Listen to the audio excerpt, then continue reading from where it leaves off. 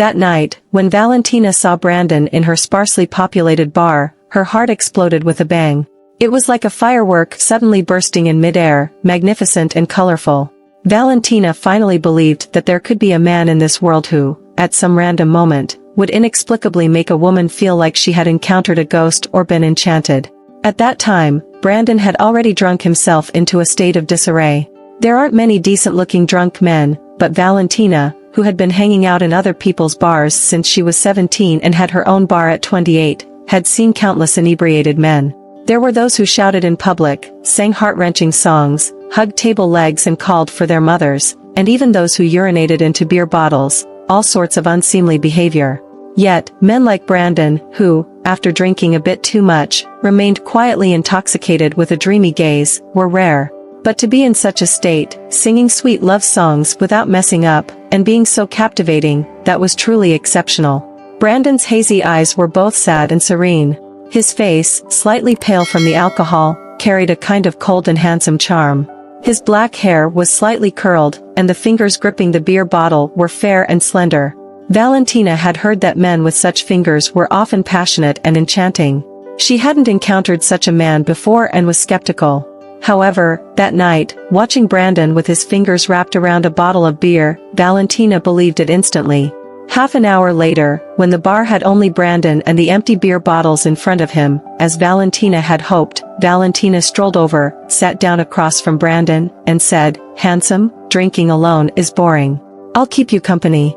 At 28, Valentina had long since scorned the nonsensical twists and turns between men and women, preferring a straightforward and clear approach.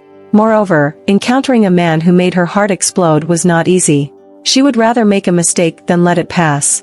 But Valentina didn't expect Brandon's reaction to her straightforward approach. It wasn't eager acceptance, nor was it a polite refusal. Instead, after looking at Valentina with a slow and thoughtful gaze, Brandon suddenly rolled his eyes, tilted his head, and collapsed onto the table. Brandon was completely passed out. Valentina exclaimed, "Holy crap." Brandon woke up in the late night, lying on a soft booth in a corner of the bar.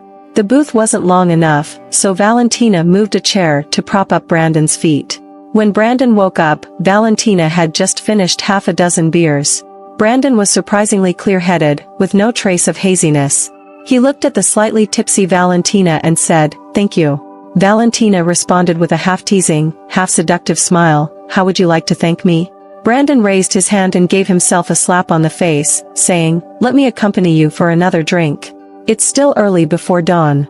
Saying this, Brandon reached out and grabbed a bottle of beer from in front of Valentina. Valentina chuckled and asked, "Who's paying for the drinks? You haven't settled the bill for what you've had." Brandon, with the beer in hand, paused for a second. Nevertheless, he confidently brought the beer to his lips and took a sip, saying firmly, "Consider it on me." However, Brandon didn't have enough money with him. The money in his wallet wasn't even sufficient to cover his own drinks. What about his card? Or his phone?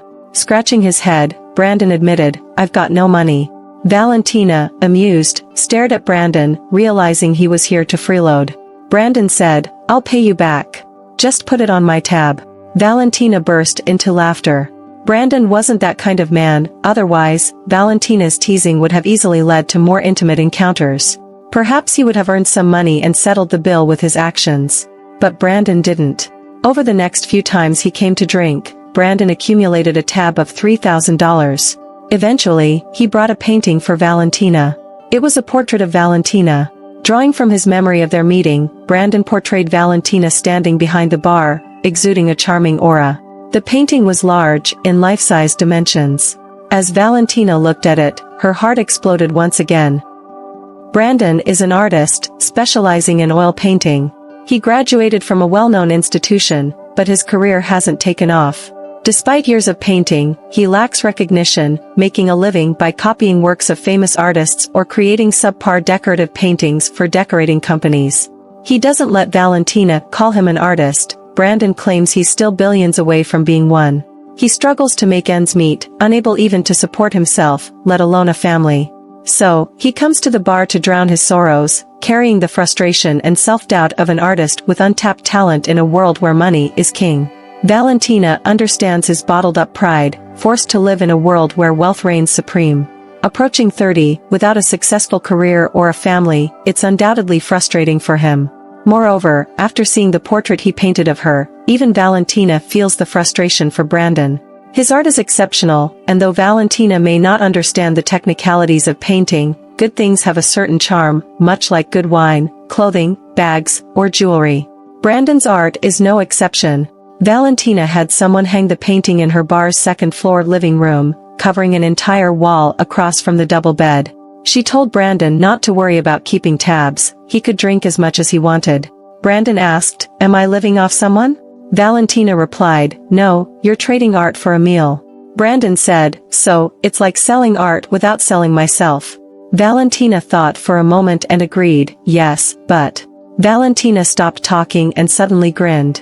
Brandon asked, "But what?" Valentina said, "Well, following the usual rules, there's not much distance between selling art and selling oneself." Sure enough, not long after, Brandon sold himself. Valentina realized her fantasies with Brandon, and a man with such long, slender fingers proved to be passionate and enchanting. Valentina surrendered herself entirely, saying, "Brandon, take me to fly, take me to die, take me ashore." Brandon agreed, "Sure, I'll take you to fly, take you to die, take you ashore." Reaching the shore involves commitment, and Brandon said, "Valentina, wait for me to make a name for myself."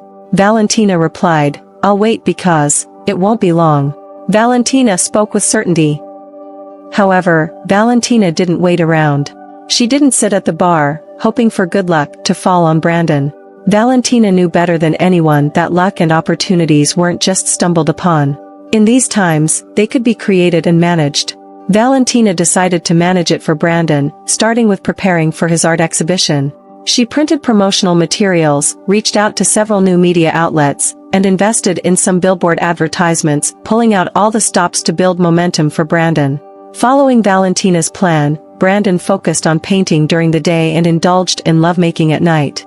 Since it was a personal art exhibition, there had to be enough artworks.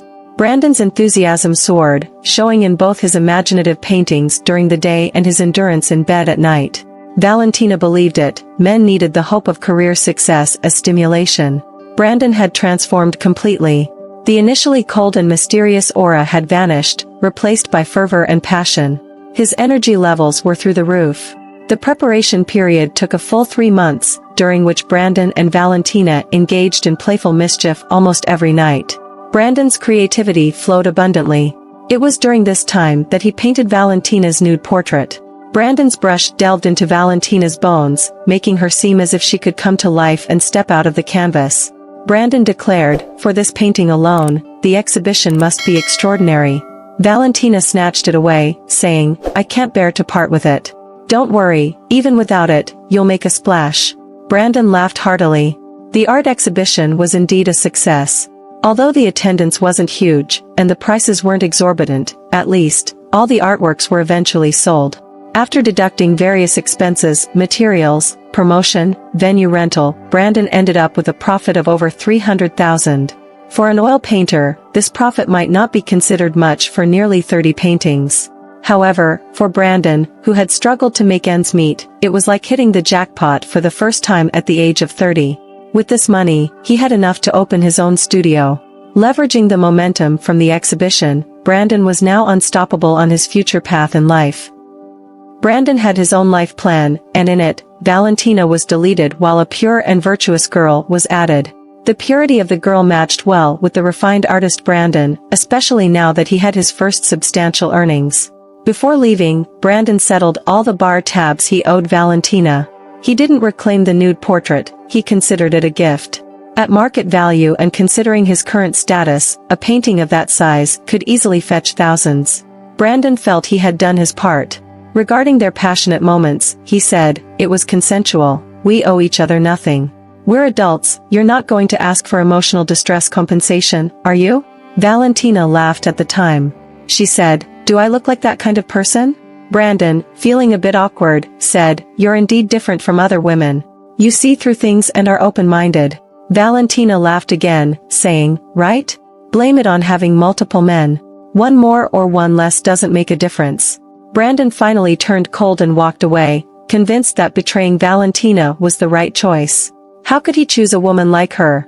Although she had her own bar now, engaged in legitimate business, showing some skill and making some money, the past was still overgrown with weeds. Brandon waved goodbye, leaving Valentina completely.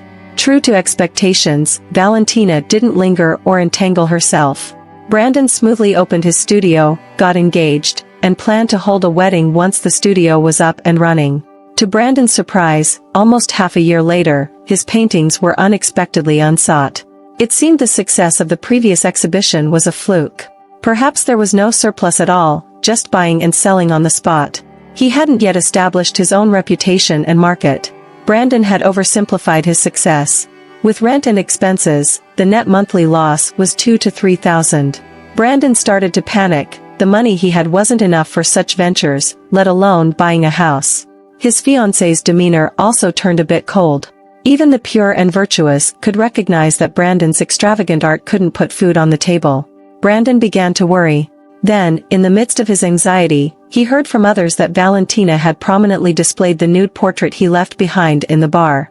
His fiancée also heard about it, and her face turned icy. She said to Brandon, "Do you have an affair with that old woman? How could you be so vulgar and shameless? I must have been blind to follow such a poor and shameless scoundrel like you. Besides your limited tricks in bed, what else do you have? You're just a waste." Brandon, filled with panic and even fear, realized that when pure and virtuous women turned their faces, they were much more terrifying than those overgrown with weeds. Brandon secretly visited Valentina's bar again, wearing sunglasses and a baseball cap, trying to conceal his identity. However, Valentina naturally recognized him. She casually took off his sunglasses and cap, saying, "You don't need to do this. I never blamed you, and I don't feel you owe me anything." Feeling Valentina's unchanged warmth and closeness, Brandon's tears almost fell. Suddenly, he wanted to go back to the way things were, drink a dozen bottles of beer, and freely confide in Valentina. But at that moment, Valentina's phone rang. Valentina answered, saying, "Don't bother, I won't sell it for any amount. 500,000? Even 5 million, I won't sell. Why do you waste money on something worthless like this? Hey, can't you find something better to spend your money on? I won't sell it, no matter how much you offer." Valentina hung up with a touch of impatience, then complained to Brandon, "Funny, right? I wanted to hang this painting in the bar to attract some attention and boost business. But people keep calling, wanting to buy it. How could I sell it? You know, no matter how much they offer, I can't sell it." Brandon was stunned, speechless for a full minute. It wasn't that he didn't want to speak, he truly couldn't find the words. After about half a month, Brandon received a letter.